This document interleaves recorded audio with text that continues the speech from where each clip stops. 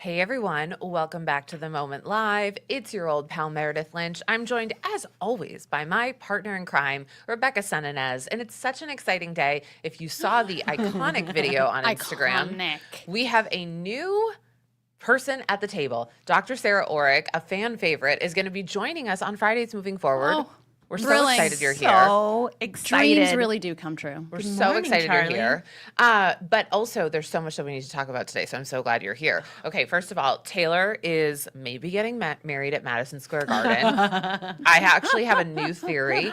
Also, we have the latest SCOTUS rulings, including a really terrifying one for asylum seekers from Haiti and Syria. And plus, it's the anniversary of the Dobbs decision. And then we're so excited for this. We have such a special guest today. Everybody's been DMing me, texting me, telling me how they can't wait to see this person. This was actually Dr. Oreck's idea to have her on. Erin Brockovich is joining us today. Y'all know her from all sorts of activism, and now she has been taking on AI data centers. So really excited for today. There's so much going on. Wow. Hard to believe it's a Friday. It's a Friday, but I'm like, I've been buzzing all week. I know. I'm so excited for this. I'm so excited for this. I'm so Thrilling. excited. Sarah's here. I mean, it's just going to be, it's going to be a little different going forward than today's episode because we have Erin today. Sarah was like, hey, what if we got Erin on? Because we'd been talking And then about... you scheduled her on Friday. Well, we had to have you here. Yeah, I mean, appreciate come on. that so much. But first, we need to talk about another iconic blonde. Yes. And that is Taylor Swift. So, so now the rumors are really swirling that Taylor's wedding is happening at Madison Square Garden. This is based on some permits that were filed, plus Zoran Mamdani kind of didn't say no. Okay. The permits don't lie. Right? Yes. Here's what I heard as of this morning, because I know, you guys know, I've been on the side of, I think getting married at Madison Square Garden is the weirdest fucking thing. I think you're I right. agree. I don't think you're wrong. Yeah. I think it's so weird. I think it's like Doesn't so say romance. No. But it's also like so black faux leather. Yes. Yeah, it's tacky. It's Yeah. so bridge and tunnel. It's like literally bridge and tunnel. And so anyway, this is the new theory that I just saw this morning. Okay. That she is not getting married there, that there is a giant watch party there Oh, that's cool. for her fans. That's cool. I love that. Oh, well, that's clever. But so then what happens? Like, they just open the doors and people, they're not selling tickets. I don't be know. like her fan Although club. I will say, though, part of the New York Times article that talked about these permits said that several of the Kansas City Chiefs have booked hotels rooms for times around that at date. the Marriott Marquis, which is very specific and confusing. But, Yeah. But yes. But right, I don't know. Yeah, But why so do are you they think there? That they're part of the watch maybe, party? yeah, they're watch They party. might be They're part not. of- I'm They're wondering not if real it's wedding a invites. select group of people, and I also wonder if there's, even if it's like fans and stuff, if it's like those core fans. Remember, she used to show up at people's houses. Do you remember? I didn't know she did that. Oh yeah, do you remember Swift Miss? No. Oh my God, she used to show up at people's houses and be like, "Hey guys, I'm here. I paid off your student loan debt." It was nice. It was very nice. Sure. But I'm wondering if it's that sort of core group of people, That's and cool. they've all had to sign NDAs, and that is a pretty good hot take. because also too, Because it would be weird. You think Rhode Island is the actual? I don't know if Rhode Island is the actual. I actually think there's decoy weddings going on. I think this has been the theory. This has been the running theory on the show, the decoy wedding. but I also think Rhode Island's really hard to do Would she a do wedding. Nashville? Where would she? I think that Nashville would be easier to do it in sort of more secrecy because they just have more space. Yeah, Rhode Island so is tiny. so tiny. I mean, you lived in Connecticut. Yes. Rhode Island is you could throw a Teeny, football teeny, yes. across Well, it. and I watch Housewives of Rhode Island, Oh, do you? so everyone knows each other there. Right. Interesting. It seems like a very small knit community. Somebody Yes. recently told Secrets me will get I out. could fit into the cast of the Real Housewives of Rhode Island, and I was like, "Oh, I'm not quite sure how to take that information." Those are women who formerly dated Pauly D.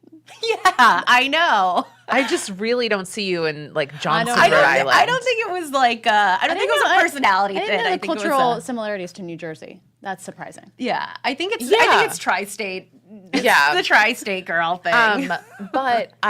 So anyway, that's my theory. I think that it's a watch party, and I think that having a watch party also makes it so people, I think, won't be like, oh, I'm trying to get the exclusive photo, think because it that's democratizes it. I love that. A long time ago, I was talking to a mutual friend of ours who's married to a famous actress, and he had talked about how when they had children, they actually put pictures of their children Yes. on social media, which is counterintuitive because like there's so much as a private person where you're like, how much do I put my child on social media? But he was like, it's better because then the paparazzi don't follow us around and like put our kids in danger. Like it's all out there. Like, you know what and you know, they've gotten criticism for that, but that's a really good point, is in a world where people are chasing you down for lucrative pictures. Yeah, sort get of 'em like, out. Yeah, taking it out there is clever. I And like also, it. like, so much of this relationship has been very public. Yes. You know, like they've really been, they're so it's very kind of public. hard to, I think, say to fans that you've created such a parasocial relationship with, now You're not invited." You're not invited. You can't see it. Everything's in secrecy. I think she knows the backlash. It's not Zendaya and Tom Holland, who are, where like, we're deeply private. who are so deeply private, and there's something like God, I love them. delicious about. Yeah, I love like it. I'm all about that. I'm like, I don't want to see. I don't want to know a anything. lick of it. Yeah, like I hope that they were like in pajamas in some, you know what I mean? Like I hope that they were like, leave us alone. But Taylor and Travis are totally different. You know? Yeah, and also, like, just think of all the money. Oh, I mean, they were. I couldn't even fathom cash what you grab. would spend. Right. Yeah. Yeah. Totally. The other thing that I saw that I thought was kind of funny is it doesn't appear that Blake Lively is invited to the wedding, which they've had certain falling out. I feel like you have thoughts about this. No. I mean, I don't know that I have a thought other than the fact that Blake Lively really dug her grave. That part. And I think there was a way to have done this without digging such a deep grave for yourself. I also think I had great advice for Blake Lively. Did she take it? I guess not. Wait, what was your advice? My advice to Blake Lively was, like, you should not have gone to the Met Gala. Nope. You should have because that was the day that, like, the judgment Justin was. Baldoni. Yeah. Yes. And, like, yeah. I think there was, I'm not saying that he's innocent. No. No, I mean, no. It doesn't sound like Some people even. really feel like he is completely a man who has been, like, you know. wronged. No. Yeah. I've but- never thought that a man who was accused of something was like, That yeah, doesn't no, he exist. probably did that. Yeah. Yeah, I think you're right. I think he probably yeah. did that. Like maybe complicated, maybe Oh, and that whatever. team, but that like, team he hired does it to a lot of people. Right. Yes. Yeah. So harm on both sides, but if I were her, I would not have gone to the Met Gala. I would have just disappeared I agree. until like January of this year, and then I would have announced that I was executive producing a reboot or a remake or something of the Sisterhood of the Traveling Yeah. Pants. I think that The that's sisterhood could save her. the sisterhood could save her. I think that that's really good advice. I think Brilliant. that No one listens to me. Brilliant. No, well, I think that this is you. having. I listen to you. Are you crazy? I'm like, I live on your every fucking word. I feel like this is having been around big celebrity egos. This is something that happens quite a bit. I feel like this is Molly McPherson type thing where it's like, you would do well to disappear, and people forget to disappear. You know, and I think that people Just a like little time. just like dive under Beyonce. Yeah. You don't hear from her really when she's not doing something. Even like I feel like the classier the actor, the less you hear from them in between projects, and then they resurface. They talk about their project. They're there. Who's someone that you feel has disappeared and now come back and it's okay?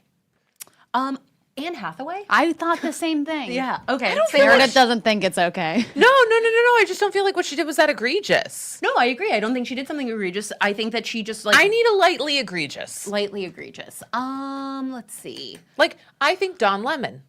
Oh, that's a great example. Yeah, that is a great And example. like, he didn't do something that was unforgivable. No. But, he shouldn't have been talking like that. It was it was a strike in many. I can see that. I can see that. Yep. Okay. And he's come back a hero. And he's come back a Yes. hero, and he's come back in a totally, I think you also have to come back in a new chapter. You Yes. can't be like, I'm back where I started. You have to be like, hey, here's a new version of my life. You should always lean into the thing that you've been good at and the thing that people loved you doing. And that's exactly what Don Lemon Yeah. did. And that's exactly what Blake Lively can't do. It's like, go do Sisterhood of the Traveling Pants. Yeah. Well, I Yes. also wonder if like she's not that good at stuff.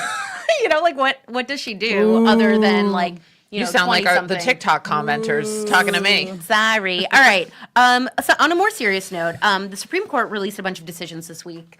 It was also the anniversary of the Dobbs decision, so we've been thinking about that quite a bit. As a reminder, the Dobbs decision overturned access to abortion on a federal level. So I'm just going to go through some of like the big decisions that caught my eye.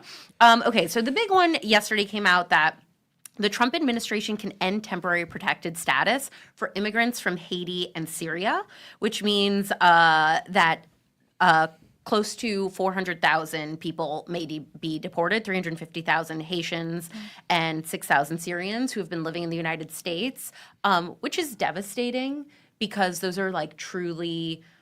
I was in... imagine it's not just these two countries, it's other countries. Actually, it is just these two countries, but it also... Feels a little racist. Feels very racist. But it strengthens the executive branch's authority to terminate TPS designations that may affect future protections. Got it. So it's sort of like it's a clear the way. With the law, what I learned when I was in grad school and just like as a journalist a little bit, is like it's this weird thing where it's... it like clears the way for things. Yes. It's like it becomes the standard just by like which precedent. Yes, exactly. It's the precedent. Yeah. That's what they do over and over again. Is they're like, this is the precedent, and then all the courts have to sort of like build cases off of that. So I think that's what this does. I was in the Dominican Republic maybe like 2 years ago, like on a dance retreat basically, and it was a dance retreat that used to happen, I know, in Haiti, and so it was like a lot of Haitians, like true Haitians, not Haitians Americans, but Haitians who, like were just like terrified for that, like you could tell that they were like on bated breath about what was happening in their home country. And like, my God, Haiti has just been like decimated. By us. Like you can look at the history and you're like, this was first the French, the United States has done this. And it's just, I don't know, the thought of people who came to the United States the desperation. And then to now be like, we're just sending safety. You back it's like to what a place, we all want, just safety. And then sending them back. It's not like you're sending them back to a place, I think, that's stabilized. Like beyond not stable. Like imagine being somebody who had to flee enough to get temporary protected status and have to go back to that place. So devastated by that. That really freaked me out. This one you pointed out to me, and I thought this was really interesting. The court struck down a Hawaii law that requires gun owners to get permission before carrying a firearm onto private property. And this is, like, speaking of precedent, this is another way in which, like, gun control is going to be evaluated going forward. Yes. What made this interesting to you? Well, what made this interesting to me is the fact that all things considered, Hawaii has actually had like a pretty low level of gun violence. And so when we look at why places have a low level of gun violence, we have to think like, what's in place that has made this happen, right? And it doesn't mean that it's perfect, and it doesn't mean that there hasn't been gun violence, but what's been in place? And when we see these protections being removed, I think, okay, well, this is only going to increase it. And also, I mean, these are places that are private property, a grocery store. Yeah. And I think it's just basic to say, if you want to have it. Also, I think of why do people say they need guns? Oh, I need a gun. It's my personal choice. It's my personal preference. Okay, then you should be okay walking into the grocery store and saying, I have a gun. Yeah. Like, why is it a secret? Why is it a secret? Especially, right. And that it's just the number one cause of death of pediatric deaths in the U.S. is just... That's so crazy. I mean... That's so crazy. Yeah, like that's how children are dying in the United States. And we think mass shootings, but really accidental shootings and people not being responsible for their handguns at home is a huge cause of And also, I think this isn't about like, oh, I'm not going to be able to take my gun to the grocery store. It's just like, I think there are people who are probably like, I have a gun, but I don't take it out that much because, like, well, every time I go to the grocery store, I have to tell somebody. You know, it's just like, or why bother getting a gun? You can't even take it into like the grocery store without. What am I going to do with the gun if I can't? It's just going to it just makes people want one more. Well, yeah, and it's honestly, I think, just the burden of just doing more training, getting more education. Like that's what we know in Iceland. Apparently, like it takes 6 months to get a gun, or like you have to do really intensive training. I don't know, kind of like driving a car. Yeah, right. Like doing literally anything. Yeah, doing literally anything. Another thing that struck me as I was like going through these Supreme Court decisions is every single one, it's like it's so boring. It's like they voted. They voted is not the word. They decided. They ruled along party lines on a 6-3. You know, like it is always 6-3. It always is the 3 Alana Kagan, Sotomayor, and who's the third justice whose name I can't think of right now.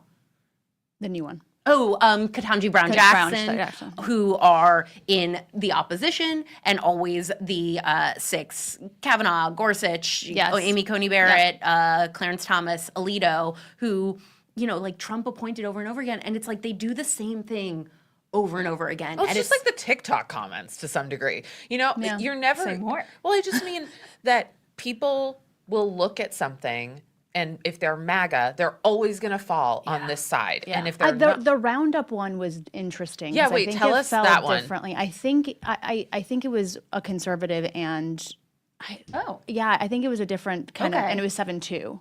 Okay. I don't know the full details, but it was sort of like, and I think it was on the grounds of something more specific to do with the letter of the law and like whether a federal ruling competed with a state ruling, which again feels more what they're supposed to do. Right? Like, are these two things in conflict? Does that make sense? I don't agree with the Roundup ruling because it makes it more difficult for people to sue for sort of cancer and things that are caused by different chemicals. But I don't think Maha is happy about that ruling. But at least it sort of fell outside of Vienna's saying 7-2 ruling. I mean, I think the other thing too, like going back to the Hawaii piece for a second, one of the big things that came out of Dobbs was like, we need to let the states decide. So so this is the actual counter to that. Yes. Yeah. Yeah. I know that's the thing. It's like it states when we want. Yes. Right. And also like a state that we colonized. The last state to enter the Union. And so is it the Union? I don't know. Right? I don't know. The Union. Okay. That feels like a little civil war. Oh my God. I did a podcast the other day and my friend was asking me if I knew about this reality star's boyfriend or whatever. And I was like, yeah, isn't he a Confederate reenactor? And he was like, no, Meredith.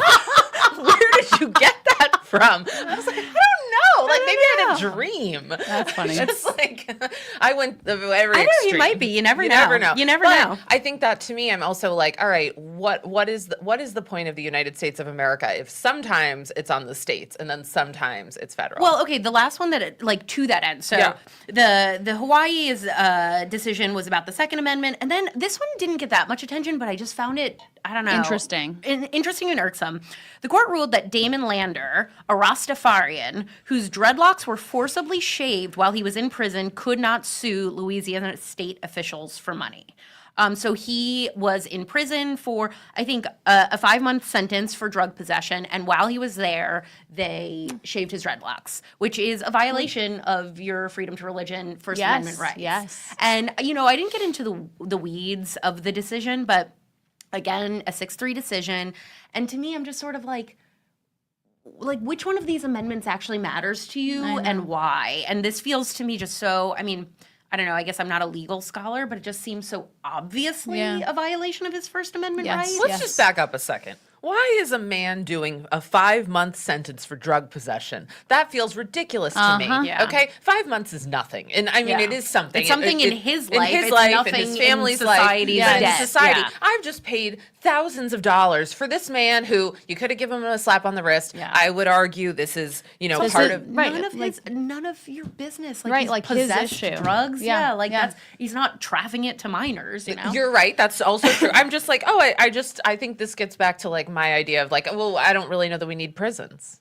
Well, like there are some people who should not be out in society, but somebody who has been, serving a 5-month sentence for drug possession, that just tells me that you didn't have the money to pay for the proper legal counsel. I also I haven't looked into it, but I always forget because I've now really spent so much time in like blue states that there's states where marijuana is still a problem. legal. I'm like, I'm sure this is Louisiana. Louisiana. A Rastafarian man in Louisiana. Like this was probably like he was smoking a joint. So clear. Like I don't know.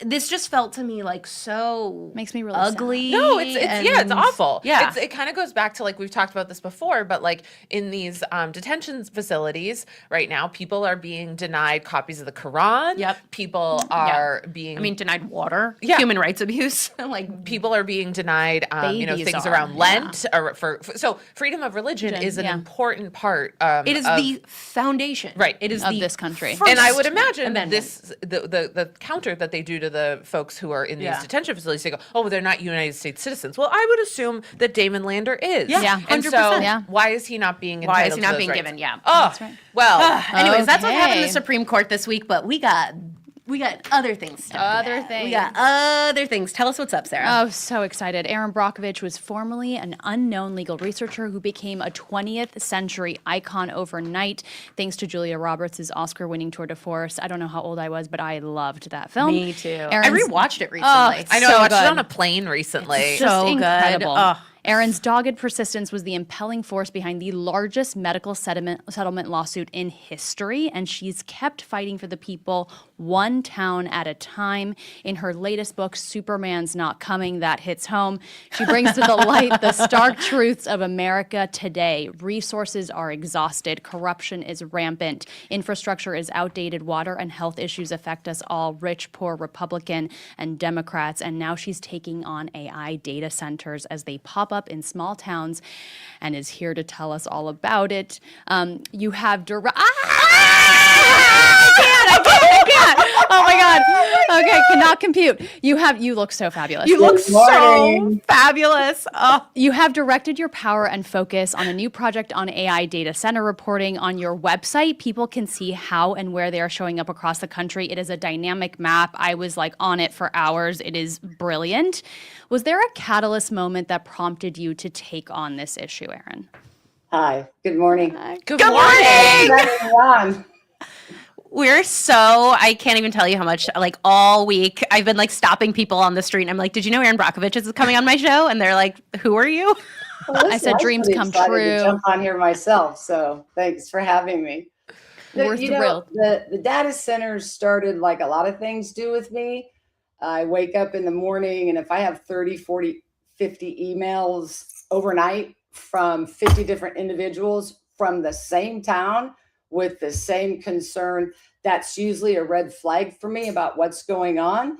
This was about the data centers. So I kind of had that moment where it was like, too many are reporting. What is the thing with the data centers that's happening with people? And I just went and kind of did my research. And then I created a self-reporting registry database, which is really interesting because there's really nothing in the country where people on the ground who are experiencing real live events have nowhere to report. So we created the Brockovich Data Center for people to have a place to report.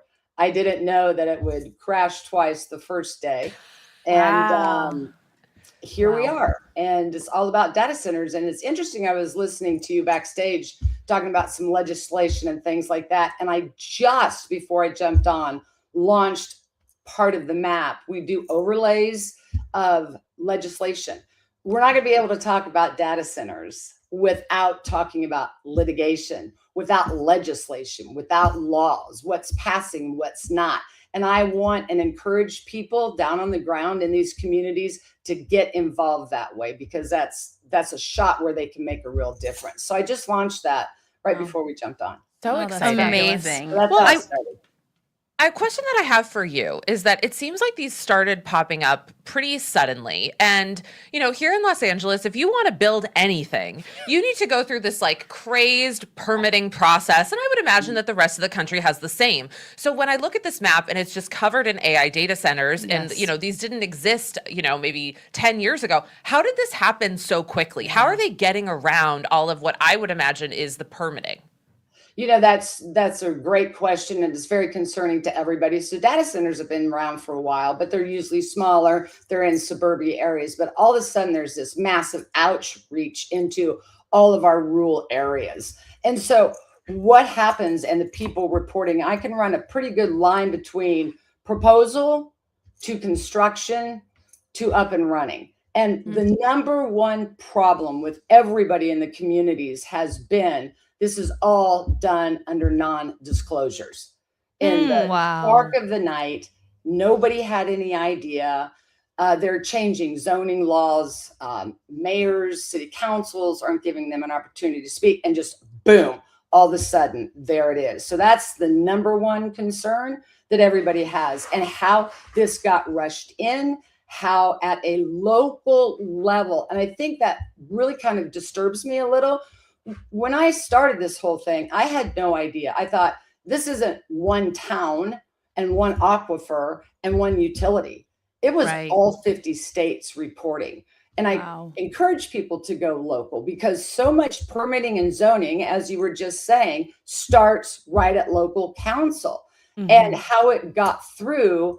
And that became a big problem. And it bothers me because it isn't one town where I might think we have some, I dare use the word local corruption going on, but to see it across the whole country was really stunning to me. I actually, like, to that end, I was looking at the map, and there were certain places where I was like, whoa, there's more data centers here than there are here. So I'm curious what you're seeing as you collect this data about where they're popping up, and if whether there's any trend, any patterns in where and why they're showing up. So last week I did my map overlaid over the NOAA drought map. And they're putting a lot of these on all drought states. And I'm like, we are going to have enough problem with water issues, let alone a data center jumping on. So when you go to the map, you can look up at the top bar, and you can even go in and look at different stats and like the top 5 cities.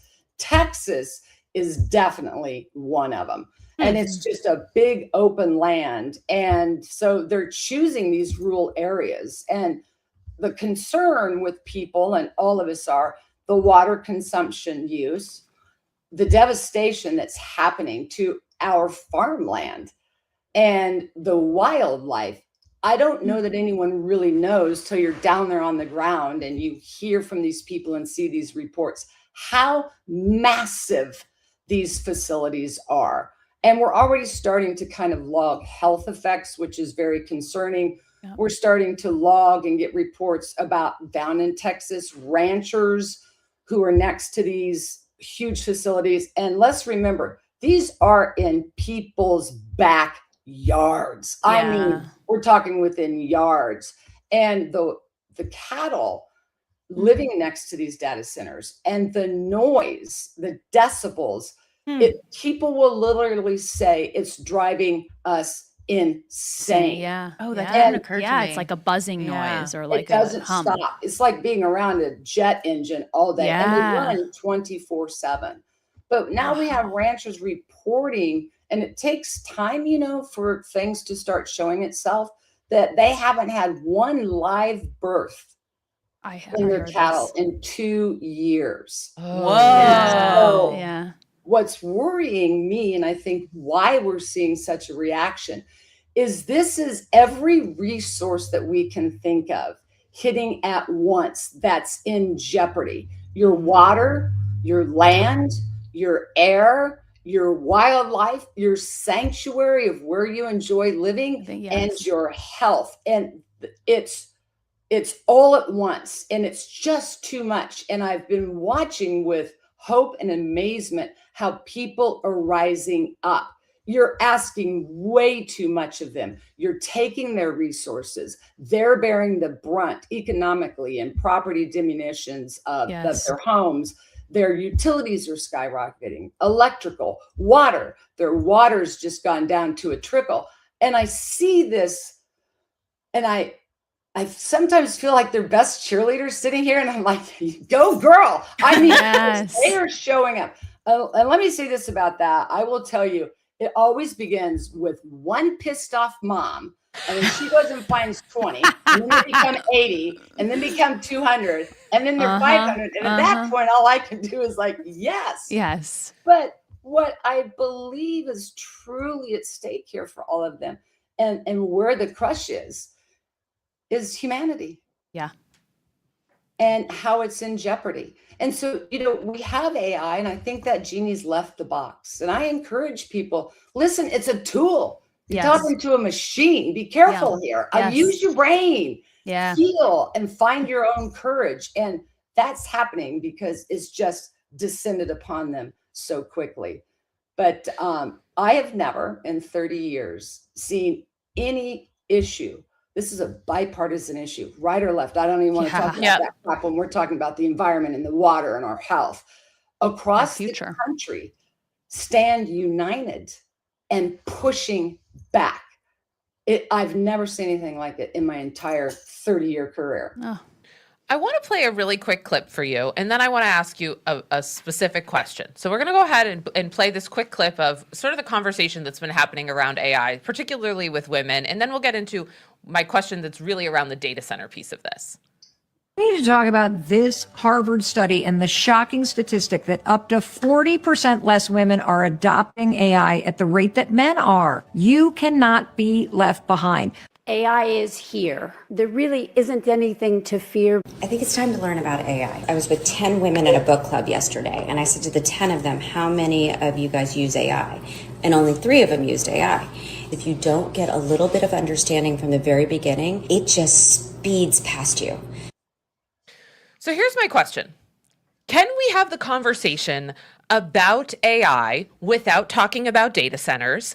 And these women, in all of these conversations, there is nothing about data centers. There's nothing about the environment. I know because I've watched every single one of them and so many more. What is the thing that you would want them to know about the environmental piece without completely vilifying the idea of AI as a tool? Data centers are the necessary energy force to feed the AI beast. They need massive amounts of energy. So the data centers and where you're putting them become a huge, huge source of the problem. That's where you get the environmental damage. That's where you get water consumption loss. That's where, listen, we're building on a grid system that is not sustainable. Our infrastructure can't withstand this. So you have to have that AI data center to feed AI itself, the machine. And so that's where I think it's really important to learn, because on the ground, this is where our resources are going to be lost, and the issues that occur because of it that become a health jeopardy. So they go together, but yet the conversation can be a little bit different. AI is one thing, and we were touching upon that just a little bit ago. You have to be careful with AI. It's not be all end all. Like I said, it's a machine, people. So go ahead and use it for the tool that you need it for. So use it, don't use it, but just know that everything that spits out of that isn't true. It's only going to be as smart as what we do or don't educate it with. So when you do use it, vet, revet. And I think what's interesting with women is they have the really good instincts. So they can hear something, they can read something, and they can go, I don't think so. Too good to be true. Moms are good at that. Women are good at that. And some men are too as well. So the conversation goes together, but yet I think it's two different conversations. And right now, for us, it's the data centers. They're everywhere. And the thing that bothers me about this, there are other solutions. And to watch what other countries are doing and the regulations that they do have in and around of these data centers, we don't. We're just swooping in. We're taking over. We're tearing the environment apart. We will go a road to nowhere. I've seen this happen too many times. I don't know what we're thinking. Sure, go ahead. Screw up all the water. Not thinking. Not thinking at all. Where are we going to get it next? Screw up our food chain. Screw up our health is a road to nowhere. I want to ask you about those European regulations and how we can apply them here. But I'm also just curious, because we've talked about this quite a bit on the show. It's like, it does feel like there's a push from celebrity women that people trust talking about AI. And as you said, like, this is a women's issue where women have this maybe instinct about it. I'm wondering if you've noticed this. And can I just add, I've been offered thousands of dollars over the last couple of months to promote AI from sort of the women, liberal, leftist, female perspective. And I've turned it all down. And I just think that that's another piece of this where that big money is out there to, and women I need money.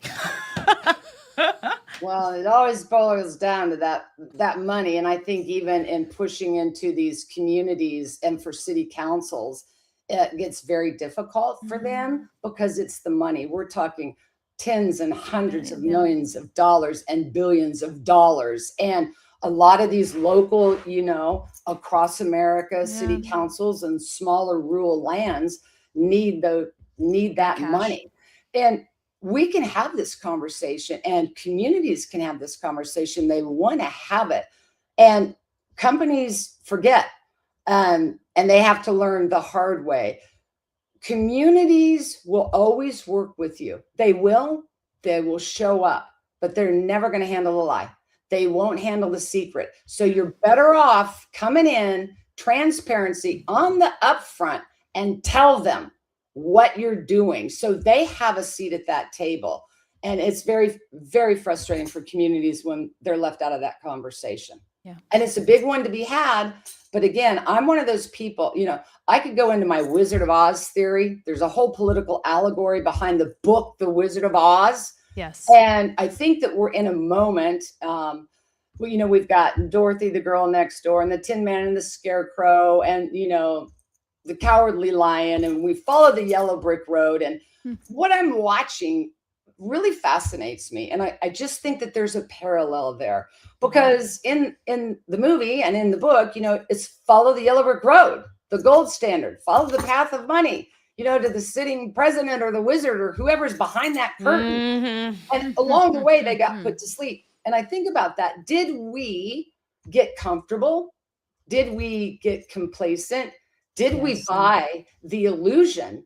And as you know, when they get to the wizard and they pull back the curtain, it's just somebody with a bunch of hot air pulling levers who frankly doesn't know what they're doing either. But the moral of that story was, and we're watching it today. Wow.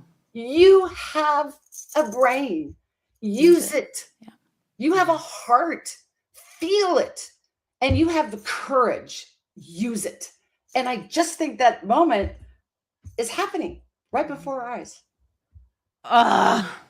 Erin, now that you're on the case, I feel like there's hope. There's hope for us.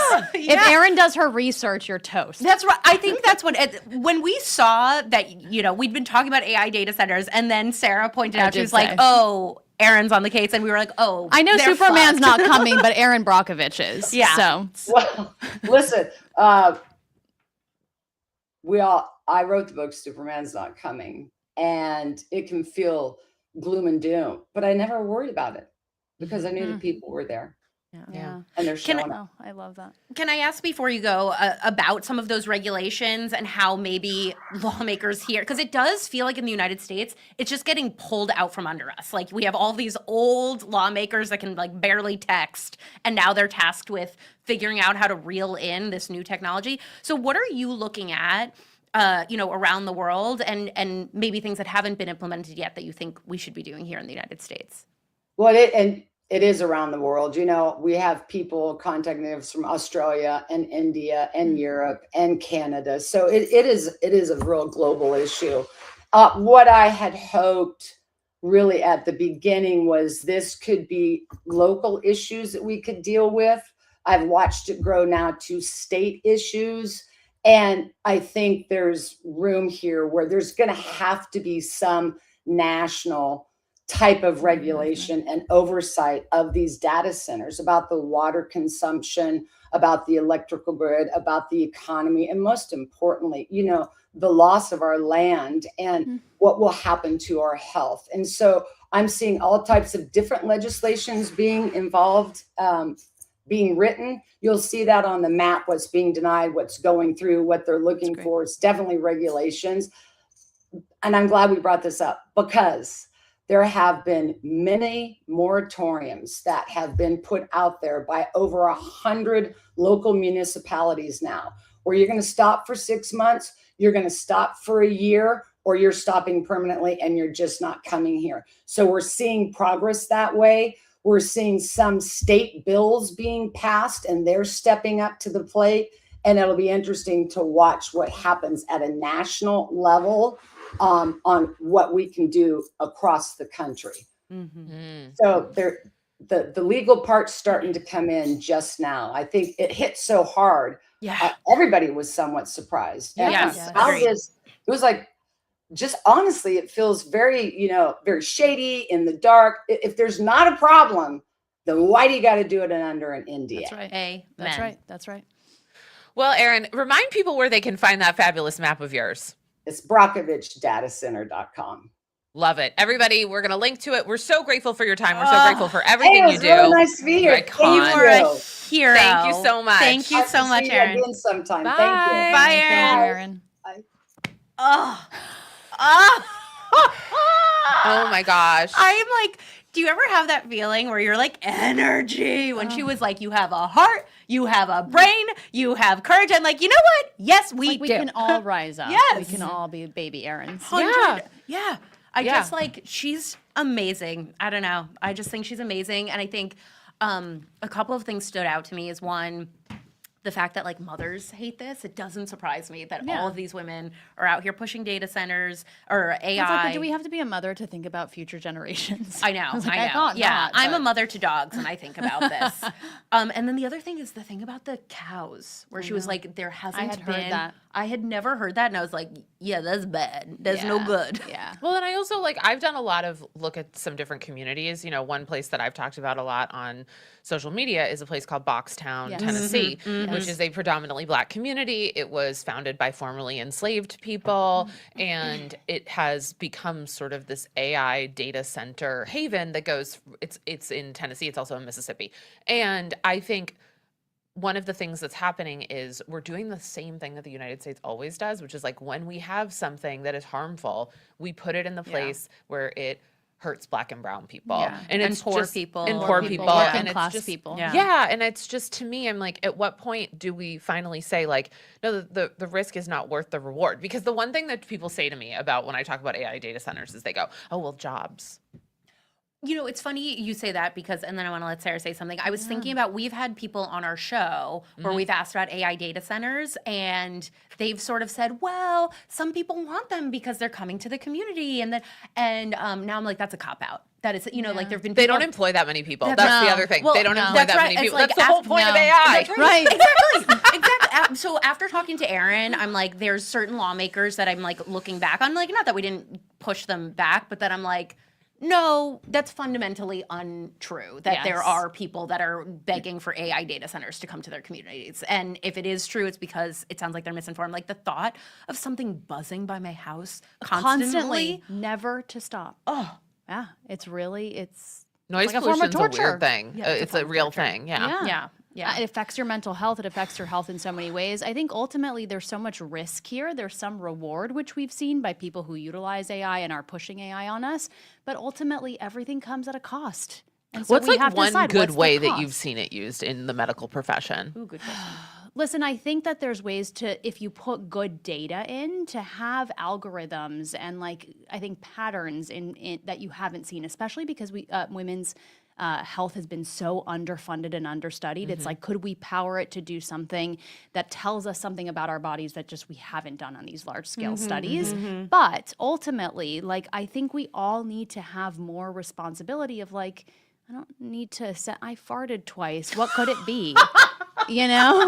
Don't use AI in ways that are just, it's just Wait, did you guys see that kid ridiculous. who went missing in Japan and he died? Oh.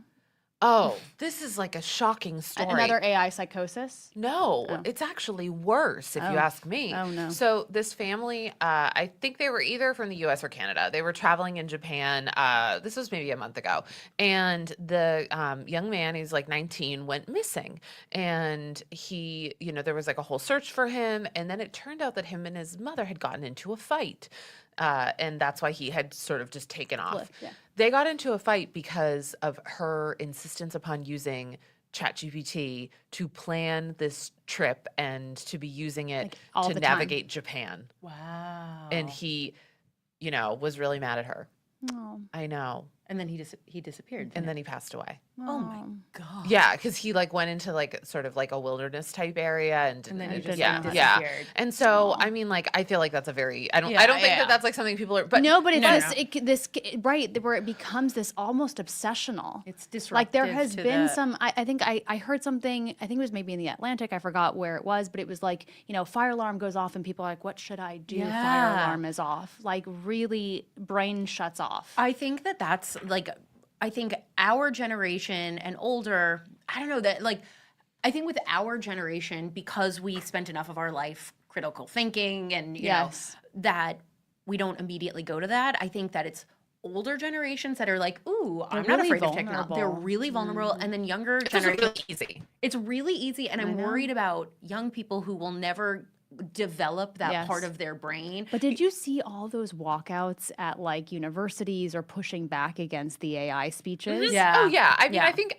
there's enough people who are saying like, also too, it's like I keep getting it pushed on me as a woman, and I'm like, well, they keep going like, you need to learn AI. I'm like, what do I need to Well, I'm like, learn for what? But like, what do you want me to actually learn? Yeah. They're like, oh, you need There's to learn to nothing to learn. code. I'm like, no, I don't. No, I I don't don't. fucking make websites, Yeah. okay? And then they're like, you need to make Claude your personal assistant. I'm like, no, I No, don't. I've no. made it this far. Yeah. Okay? Yeah. That's how I like, feel about the Reese Witherspoon thing. I'm like, she's like, you're gonna get left behind. I'm like, left behind where? Yeah. Like, Yeah. I thought the point of AI is that you don't have to learn anything. this is the same conversation we had about crypto, by the way. Yes, Oh, and women- NFTs. crypto. Yeah. yeah, And if totally. women don't get the involved. grift of our generation. Right. Yeah. And so I think that's sort of how I see it. I'm not saying that no one can use AI. I'm not, but No. I was interviewing to talk about maybe coming on to do some work for somebody recently. Mm-hmm. And they were like, one of the questions was like, well, how comfortable are you with using AI? And I was like, Well, it's well, like, What do you what's mean? the What do you mean? yeah. well, and also like, what's the right answer Yeah, here? what are you looking for? Right? Like, Yeah. that's actually a trick fucking That is a question real trick to be fucking like, how do question. you feel about using AI? Because if I go, oh my God, it's the best. Or if I say, I have hesitations around it. Yeah. You're kind of fucked. Yeah. It's sort of like a morality question. Yeah, it's very And it's like, odd. I'm like, I don't really think that. I also just like, Yeah. I love that Erin and I because the usability, because I use AI like I do use it, and it feels so comfortable that you forget that you're like, yeah, this is a machine backed by a major Right. corporation taking your information in order to teach itself things. Right. Like it is, it's But it's I wonder if easy to there's going to lose be track of more that. thought about like, oh, maybe this is something I don't need this for. Yeah, I know. I think What that about when maybe it's people time for say to me you? What about when people say to you? Because I've really tried to stop Yeah. using But maybe it's ChatGPT not or all- whatever. yeah, like, yeah. But what about when people say to you, oh, well, you use AI every day and you don't even realize it because some of the things that you are doing every day, like using TikTok, using Yeah. Instagram, they are Have using some some AI. AI. Yeah. And I'm like, I don't think it's the fucking same Yeah. as putting like, hey, here's an exchange I had with my sister. What should Put I into write? Right. ChatGPT. Like, Right. to Right. me, that's those are the deeply type different. of things, Yeah. right? And those are Yeah. the type of things that like, is this the use when you think about Right. all of what's happening and like all that it takes? Are those the resources you want to use? Just like, would you spend your money in like weird ways? Like, Well, I'm already doing that.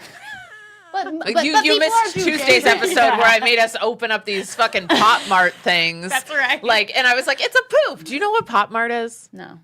Oh, Well, do you- watch Tuesday's episode. Yeah, like it's these it's these little characters that you open. They're like Labubu. Oh, I know where in the that is. family of Labubu. at Century City. Yeah. Oh yeah. Have you seen it? It's I know- insane. I know what it is. I know. My My kids aren't old enough. Okay, Molly Mackler and I went the other night, and like we had the time of our lives. But we know like where it said is. to the woman working there, we were like, "Who comes in here?" She's like, "Kids and elderly Filipino women." And you're like, our demographic, our key demographic. But I think, yeah. Anyway. no, go ahead. I think Finish if we this up. had to like pay for everything you input, you may have like more kind of judicious use of like Yeah. what you're gonna do. Or if they paid us for everything we input, since That we too. are the That's ones what they teach it, should. right? Like it's like But Meta that would. should pay us for our posts. I mean, everybody. Okay.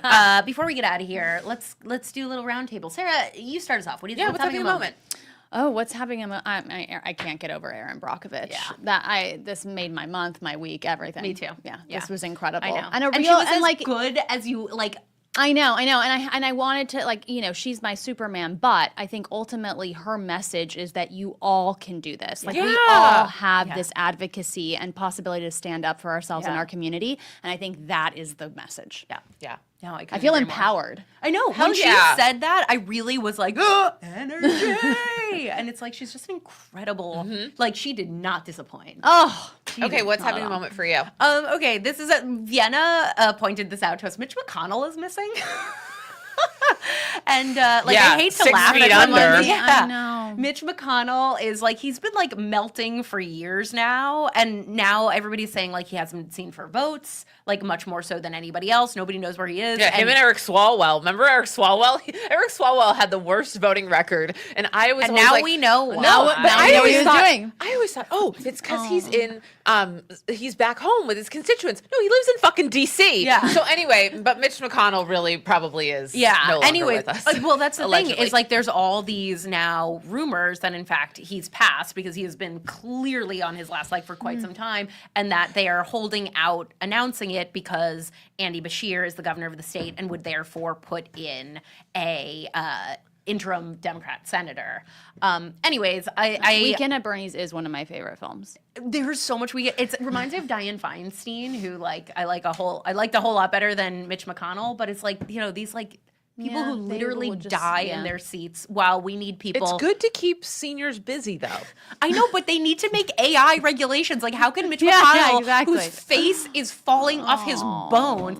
I know you clearly feel sorry for him. I don't feel sorry for this man. Yeah, I just those images like I are know, just of someone it's- that's so ill, and then just to see him like lose consciousness in like front of this, literally, it's he'll just be like, there's just mean, it's something about the exhausting. Yeah. and his family like choosing to the put dignity, him the in- lack of the dignity. lack of Have you dignity. guys ever met an 85-year-old man? Like, family stands no chance. Like, my father's like, I'm putting the AC units in today, and no one can stop me. Like, when everyone saw Joe Biden running, and they're like, I can't believe no one can stop him. I'm like, he's like, I'm going to watch Bonanza, and then I'm going to run the country. Like, you can't stop a man like that.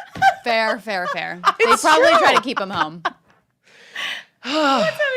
Well, you know what? If you like that joke and so much more, you should come out on Wednesday, July 1st. We are doing a live show at West Side Comedy. It's a Love Island show, and people are like, oh, I don't watch Love Island. I don't know if I can go. I'm like, first of all, everybody can come to the show. It's gonna we have great stand-ups. Reza from the Valley is on the show, which is gonna be really fun. That is really fun. Yeah, and so we're gonna have some great, like we'll have regular Wait, comics. he and- looks great. He was on your post. I didn't recognize him. Yeah, I know. I also want to man. say I don't watch Love Island, but we'll be watching Love Island for this express purpose. And so if you are one of like, come let me be your journeyman on this. It's just going to be like here's what I'm going to tell you about Love Island. This is what you need to know.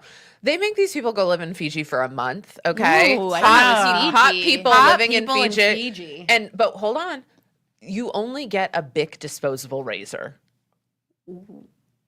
that feels like to It's me like Survivor meets Love Island. Seriously. Well, no, to me that feels like an ethnic attack because like there's certain women whose genetics make that okay. I am not one of those. Yeah, women. I'm not one of those women I either. am not one of those women. So Can that you feels imagine? like come on, Like, like sorry, no like shampoo, no like a nothing. certain advantage. Well, I mean, I think you get some products, but like, I mean, can you imagine just having the shitty Bic plastic razor for a that would month? last And they, no me makeup, nothing. 30 oh seconds. no, they get makeup. It's just that this particular tool, Like- it's not like they have they're not They going don't to have wax. professional Yeah. grooming. They don't have professional grooming, Got and it. like when I tell you, they are wearing like the thongiest Yeah. of thong Oh, no, bathing no, suits, yeah. and it's like, Everyone had laser hair Listen, removal. Yeah, that's Well, right. It's a prerequisite. Or maybe actually, they're just that's like true. that's a good point. maybe they're hanging. but like even laser doesn't get everything. No. Have you tried?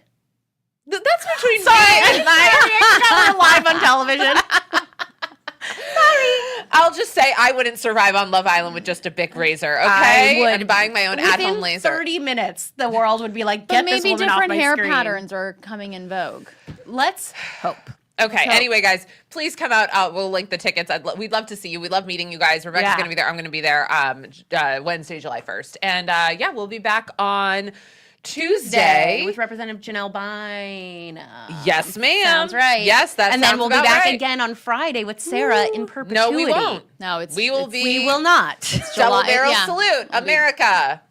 Getting older July and yet 4th. not wiser. Okay. Okay, we'll be but the taking next 4th of Friday July after off. that. Yeah. Bye, Yeah. everybody. Bye, guys.